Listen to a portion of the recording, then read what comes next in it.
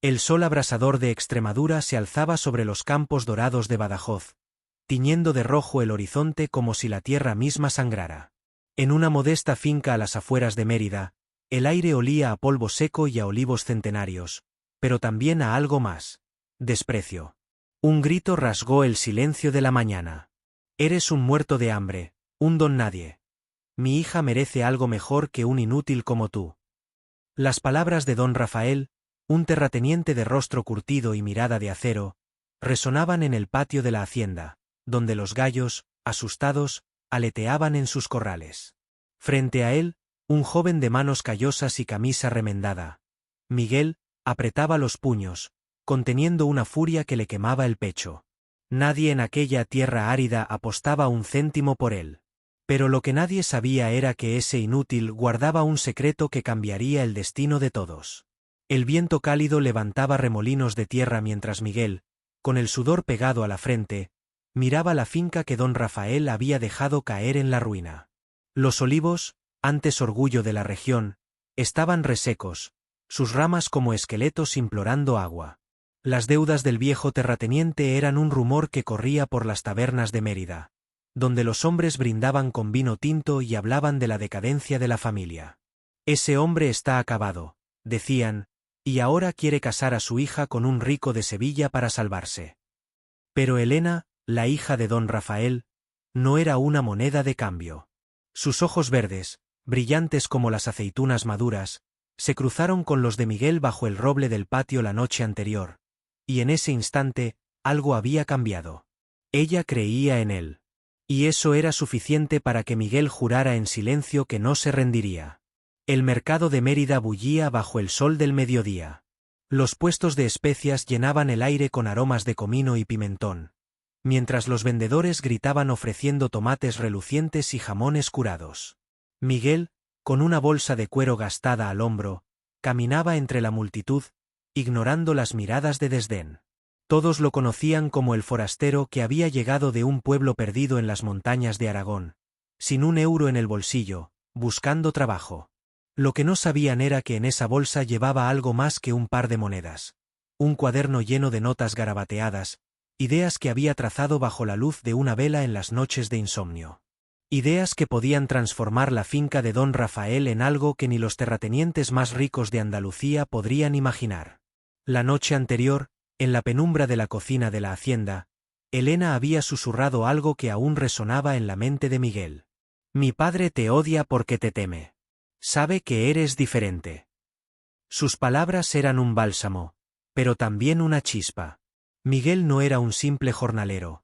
Había aprendido cosas en su pueblo, conocimientos que los libros no enseñaban, pero que la tierra y el tiempo le habían grabado en el alma. Mientras las campanas de la catedral de Mérida repicaban a lo lejos, él había sentido el peso de una decisión: quedarse y luchar por la finca, por Elena, por sí mismo, o huir y dejar que el desprecio de don Rafael lo definiera.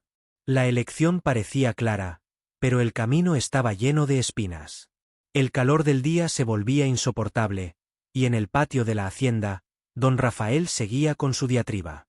Vete de aquí, Miguel. No tienes nada que ofrecer. Los trabajadores, que podaban los olivos a lo lejos, fingían no escuchar, pero sus miradas furtivas delataban su curiosidad. Elena, desde la ventana de la casa, observaba en silencio, con el corazón en un puño. Miguel no respondió. En cambio, se agachó, tomó un puñado de tierra seca y lo dejó deslizarse entre sus dedos, como si buscara una respuesta en el polvo. Había algo en su calma, en su forma de mirar la finca, que inquietaba a don Rafael. ¿Qué sabía ese muchacho que él no? De pronto, un ruido extraño rompió la tensión. Un motor rugió a lo lejos, acercándose por el camino de grava que llevaba a la hacienda. Todos giraron la cabeza. Un todoterreno negro, con cristales tintados, avanzaba levantando una nube de polvo. Nadie en Mérida tenía un vehículo así. Los trabajadores dejaron sus herramientas, y hasta los gallos parecieron callar. Don Rafael frunció el ceño, confundido. ¿Quién demonios? Murmuró. El coche se detuvo frente a la hacienda, y la puerta del conductor se abrió lentamente. Un hombre desconocido, vestido con un traje impecable, bajó y miró directamente a Miguel, como si lo conociera de toda la vida. ¿Eres tú el que tiene el plan?, preguntó con una voz que cortaba el aire como un cuchillo. El corazón de Miguel dio un vuelco. Nadie en la finca, ni siquiera Elena, sabía de la carta que había enviado semanas atrás, en un acto de desesperación, a un contacto en Madrid. Una carta que hablaba de una idea loca, imposible, pero que podía cambiarlo todo. ¿Cómo había llegado ese hombre hasta allí? ¿Y por qué ahora? Don Rafael, con la cara roja de ira, dio un paso adelante, dispuesto a echar al intruso. Pero antes de que pudiera hablar, el hombre del traje levantó una mano y dijo algo que hizo que el aire se volviera más pesado. Si lo que escribiste en esa carta es cierto, muchacho, esta finca podría valer millones. Un murmullo recorrió a los trabajadores. Elena, desde la ventana, dejó caer el trapo que sostenía. Y Miguel, por primera vez en el día, sonrió. Entonces, justo cuando el hombre del traje comenzó a abrir una carpeta llena de documentos, un grito desgarrador vino desde el interior de la hacienda. Era Elena. Todos corrieron hacia la casa, con el corazón en la garganta. La puerta principal estaba entreabierta, y un rastro de sangre manchaba el suelo de terracota. ¿Qué había pasado? ¿Quién estaba herido? Sobre todo, ¿qué secreto guardaba Miguel que había atraído a ese misterioso desconocido a la finca en el momento exacto en que todo parecía desmoronarse? El grito de Elena aún resonaba en los oídos de todos cuando Miguel irrumpió en la hacienda, con el corazón latiendo desbocado. El rastro de sangre en el suelo de terracota conducía hacia la cocina, donde el olor a pan recién horneado se mezclaba con algo metálico y perturbador. Los trabajadores se amontonaban en la entrada, susurrando entre ellos, mientras don Rafael, pálido como nunca, empujaba a todos para abrirse paso. «Elena», rugió, pero su voz temblaba. Allí, en el suelo, yacía una figura inmóvil. Era Juan, el capataz de la finca, con una herida profunda en el brazo y los ojos abiertos, como si hubiera visto un fantasma. Elena, arrodillada a su lado, presionaba un trapo contra la herida, con las manos temblorosas y los ojos llenos de lágrimas. «No fue un accidente, alguien lo atacó», balbuceó ella, mirando directamente a Miguel, como si buscara en él una respuesta que no podía encontrar. El hombre del traje, que se había presentado como Diego Salazar, un empresario de Madrid, permanecía en la puerta, observando la escena con una calma inquietante. Sus ojos oscuros recorrían cada detalle: la sangre, el caos, la tensión entre Miguel y don Rafael. «Esto no cambia nada», dijo con voz fría, sosteniendo la carpeta que aún no había abierto del todo. «Si lo que me contaste es cierto, muchacho, podemos seguir adelante, siempre que sobrevivas a esto». Sus palabras cayeron como un mazazo. ¿Qué sabía Diego? ¿Y por qué parecía tan seguro de que Miguel estaba en el centro de lo que acababa de ocurrir? Los trabajadores murmuraban, algunos señalando a Miguel, otros mirando al empresario con desconfianza. En Mérida, los forasteros con trajes caros no eran bien recibidos, y menos aún cuando traían consigo problemas. Miguel se acercó a Elena, ignorando las miradas acusadoras. «¿Qué pasó aquí?», preguntó en voz baja, pero ella solo negó con la cabeza, demasiado asustada para responder. Juan, todavía consciente, intentó hablar, pero solo logró murmurar algo sobre un hombre en la sombra antes de desmayarse. El ambiente en la cocina era sofocante, con el calor del mediodía colándose por las ventanas y el zumbido de las moscas que empezaban a rondar la sangre. Don Rafael, fuera de sí, se giró hacia Miguel. «Esto es tu culpa. Desde que llegaste, todo se ha ido al infierno». Pero antes de que pudiera seguir, Diego intervino. «Cálmese, señor. Si quiere salvar su finca, debería escuchar lo que este chico tiene que decir». La mención de salvar la finca hizo que don Rafael se detuviera, aunque su mirada seguía siendo un puñal clavado en Miguel. La carpeta de Diego seguía siendo un enigma. Mientras los trabajadores llevaban a Juan a la camioneta para trasladarlo al hospital de Mérida, Miguel no podía apartar los ojos de los documentos que el empresario apretaba contra su pecho. Había algo en la forma en que Diego lo miraba, como si supiera más de lo que decía. «No es la primera vez que alguien intenta sabotear una finca como esta», comentó Diego, casi como si hablara consigo mismo. Pero lo que tienes en ese cuaderno tuyo, podría cambiar las reglas del juego. ¿Cómo sabía Diego del cuaderno? Miguel lo guardaba celosamente, y solo Elena había visto algunos de sus garabatos. La desconfianza crecía en su interior, pero también la curiosidad. ¿Era Diego un aliado o una amenaza disfrazada de oportunidad? El sol comenzaba a ponerse, tiñendo el cielo de Badajoz de un naranja intenso que parecía presagiar más problemas. En el patio, los olivos resecos parecían susurrar secretos bajo la brisa. Elena, aún temblando, llevó a Miguel a un rincón apartado de la hacienda. «Encontré algo esta mañana», susurró, entregándole un papel arrugado. Era una nota escrita a mano, con letras torpes. «Si no te vas, la finca arderá». La letra no era de don Rafael, pero el mensaje era claro. Alguien quería a Miguel fuera, y no se detendría ante nada. ¿Estaba relacionado con el ataque a Juan? ¿O con la llegada de Diego? La mente de Miguel giraba a 1000 por hora, conectando piezas de un rompecabezas que aún no podía ver completo. De vuelta en la hacienda, don Rafael reunió a los trabajadores en el comedor principal, una sala decorada con azulejos sevillanos que alguna vez había sido el orgullo de la familia. «Alguien está detrás de esto», gruñó, mirando a todos, pero especialmente a Miguel.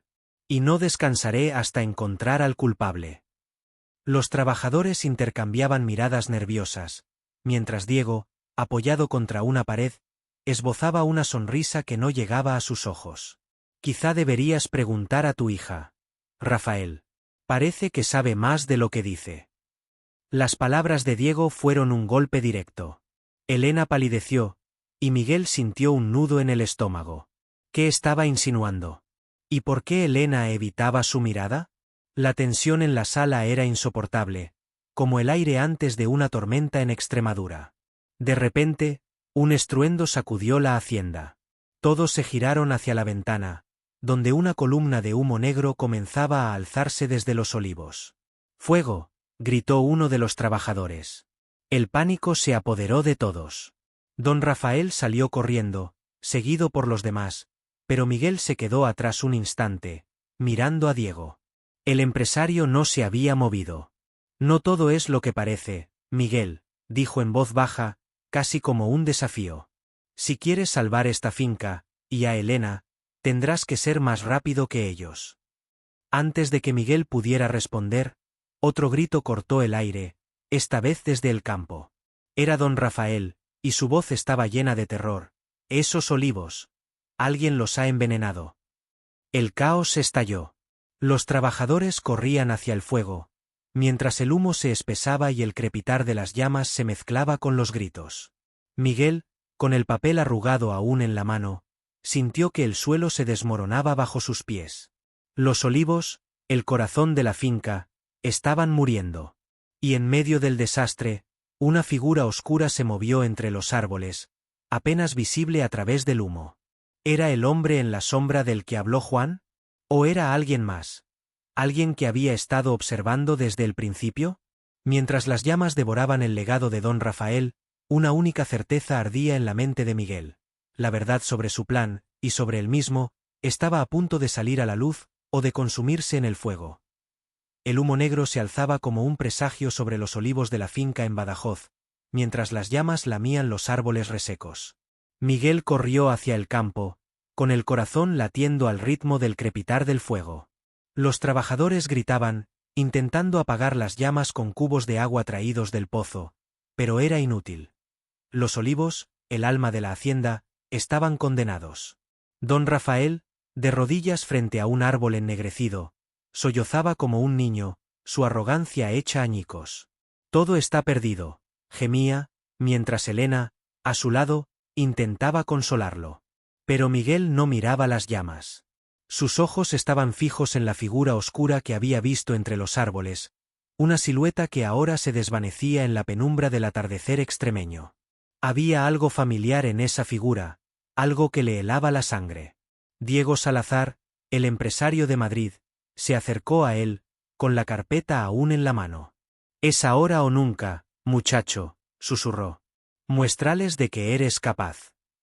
En medio del caos, Miguel tomó una decisión. Corrió a la hacienda, esquivando a los trabajadores que luchaban contra el fuego, y entró en la cocina. Allí, en un rincón, estaba su bolsa de cuero. Sacó el cuaderno, sus páginas llenas de diagramas y cálculos escritos con una letra apresurada. No eran solo ideas. Eran un plan para transformar la finca en algo más que un campo de olivos. Durante años, en su pueblo en Aragón, Miguel había estudiado técnicas olvidadas de agricultura sostenible, aprendidas de un anciano que hablaba de cultivos que podían prosperar incluso en la tierra más árida. Pero su verdadero secreto no estaba en el cuaderno. Estaba en una semilla, una variedad rara de olivo que había traído consigo, capaz de resistir sequías y producir un aceite único, codiciado por los mercados de lujo en Europa. Esa semilla era su apuesta, su legado, y la razón por la que Diego Salazar había viajado desde Madrid. La revelación llegó como un trueno. Mientras los trabajadores seguían luchando contra el fuego, Miguel reunió a todos en el patio, bajo el mismo roble donde Elena le había dado su confianza. Con el cuaderno en la mano, explicó su plan. Replantar la finca con esas semillas, usar técnicas de riego innovadoras y convertir la hacienda en un referente de sostenibilidad. Diego, por primera vez, abrió su carpeta, mostrando contratos de inversores de Barcelona y Bilbao, dispuestos a financiar el proyecto. Este chico no es un don nadie, dijo Diego, mirando a don Rafael. Su plan puede convertir esta finca en un tesoro nacional. Los trabajadores, agotados y cubiertos de hollín, lo miraban con una mezcla de asombro y esperanza. Pero don Rafael, con el rostro endurecido, no estaba convencido. ¿Y el fuego? ¿Y el ataque a Juan? ¿Crees que puedes salvarnos con un puñado de semillas?, escupió. Entonces vino el giro. Elena, que había permanecido en silencio, dio un paso adelante. No fue un accidente, dijo, con la voz temblorosa pero firme. Sacó otro papel arrugado de su bolsillo, idéntico al que había encontrado antes. Lo encontré en el escritorio de mi padre esta mañana. El patio se sumió en un silencio sepulcral. La nota, con la misma letra torpe, hablaba de un plan para incendiar los olivos y culpar a Miguel, forzándolo a abandonar la finca. Don Rafael palideció, sus manos temblando. «Eso es mentira», gritó, pero su voz se quebró. Los trabajadores comenzaron a murmurar, recordando las deudas del terrateniente, sus tratos turbios con prestamistas de Sevilla. La verdad era devastadora. Don Rafael, desesperado por salvar su orgullo, había orquestado el fuego para deshacerse de Miguel y vender la finca a un magnate andaluz. El plot twist final llegó cuando Juan, el capataz, apareció en el patio, con el brazo vendado tras volver del hospital. No fue un hombre en la sombra, dijo, mirando a don Rafael. Eras tú. Te vi cerca de los olivos con una lata de gasolina. El silencio se rompió con un grito ahogado de Elena, que se alejó de su padre, con lágrimas en los ojos. Don Rafael, derrotado, cayó al suelo, incapaz de defenderse. Miguel, sin embargo, no celebró su victoria. En cambio, se acercó a Elena y le tendió la mano. No quiero destruir a tu padre. Quiero salvar esta finca, contigo. En un acto de redención, Miguel propuso usar las semillas no solo para reconstruir, sino para honrar el legado de la familia, convirtiendo la hacienda en un símbolo de esperanza para toda Extremadura. Meses después, los olivos nuevos crecían bajo el sol de Badajoz, más fuertes que nunca. La finca, ahora conocida como El Renacer, producía un aceite que se servía en los mejores restaurantes de Madrid y Barcelona. Miguel y Elena, juntos, lideraban el proyecto, mientras don Rafael, en un gesto de humildad, trabajaba la tierra a su lado, buscando redimirse. Pero un misterio permanecía. Diego Salazar había desaparecido tras firmar los contratos, dejando tras de sí una nota enigmática: «Esto es solo el comienzo». ¿Quién era realmente Diego? ¿Y qué otros secretos guardaba la finca? La historia, como los olivos, aún tenía raíces por descubrir. El sol abrasador de Extremadura volvía a teñir el horizonte de rojo, como al principio de esta historia, pero ahora el aire olía a aceite fresco y a promesas cumplidas. La finca, que una vez fue escenario de desprecio y traición, Se había convertido en un faro de innovación, un lugar donde el pasado y el futuro se entrelazaban. Pero la sombra de Diego y sus palabras aún flotaba en el viento, dejando una pregunta sin respuesta. ¿Qué más escondía la tierra de Badajoz? Quizás la respuesta estaba en las nuevas semillas, o quizás en algo mucho más profundo, enterrado bajo los olivos. Y ahí termina esta historia épica. ¿Qué les pareció este giro inesperado? ¿Creyeron que don Rafael podía caer tan bajo, o sospechaban de alguien más? Déjenos sus teorías en los comentarios, y si quieren más historias como esta, suscríbanse al canal. También queremos saber, ¿desde qué ciudad de España están viendo este vídeo? ¿Madrid, Barcelona, Sevilla, Valencia, Bilbao? Cuéntenos. Y si quieren saber qué más puede pasar en el Renacer, déjenlo en los comentarios. Nos vemos en la próxima.